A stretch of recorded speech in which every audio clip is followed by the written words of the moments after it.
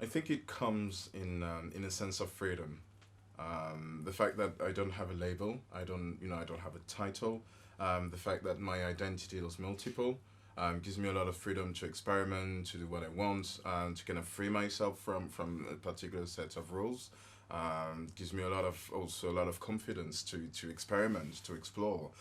Because growing up, I was also always, different, which means I was always more to a Franco-French, was, it's got grandmother, like 20 minutes drive, or, you always go for Easters or family stuff.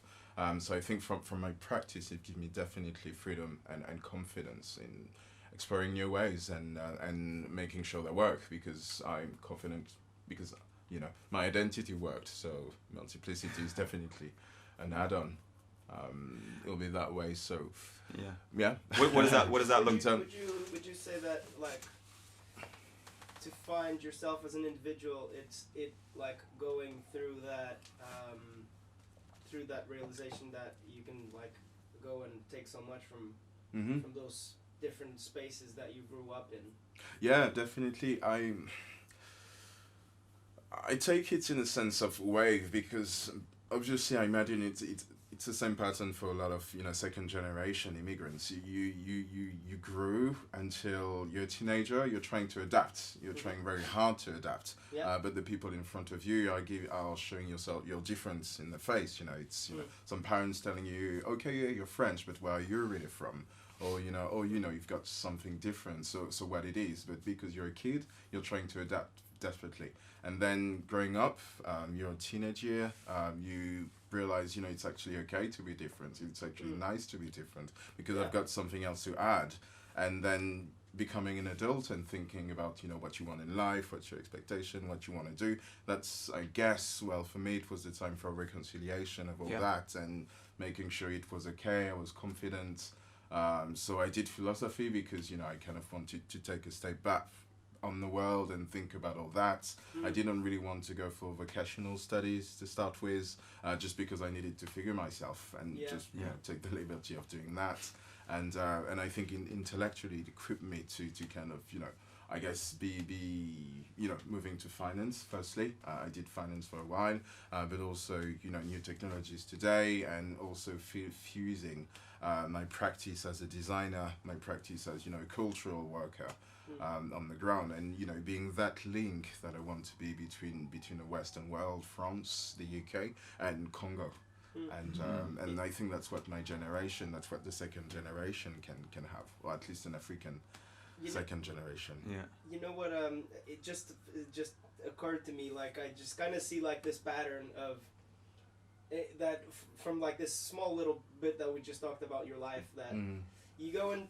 It's almost like you go into a space, and then there's, like, some how do you say, some friction, and then, like, you take in that friction and you readapt.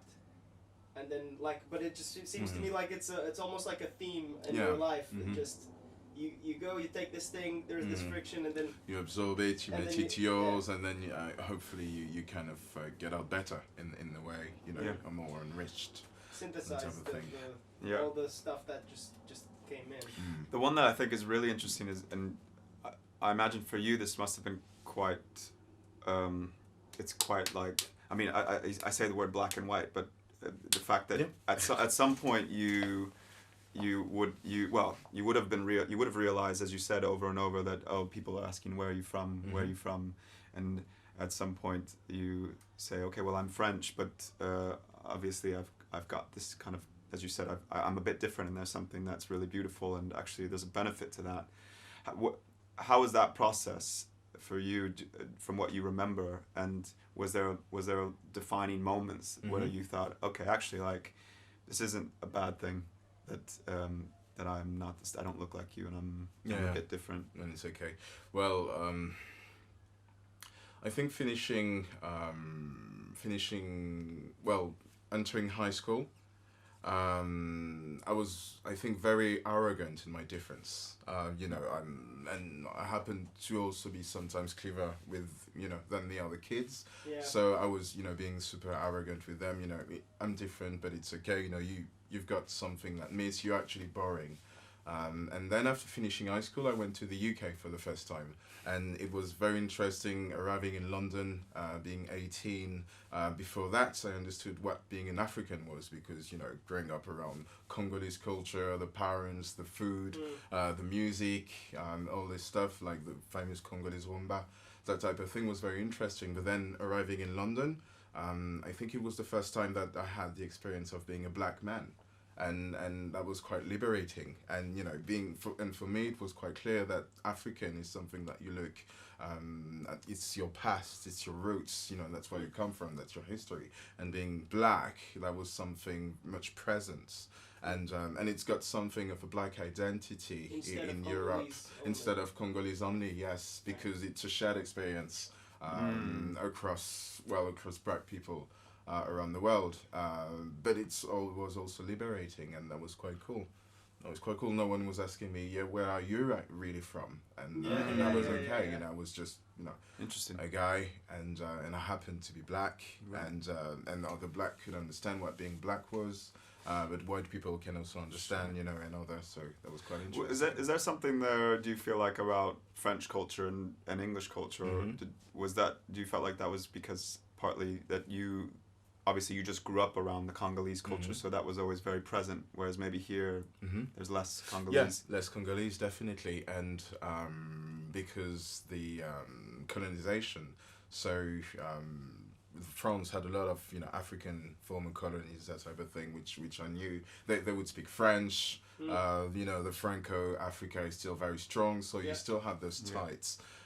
The style is very, very strong. Like the Portuguese, pretty much. It's like the Portuguese, yeah, definitely. And in England, because I was not from a former colony, it was much more liberating. There was, you know, the black people in England is different.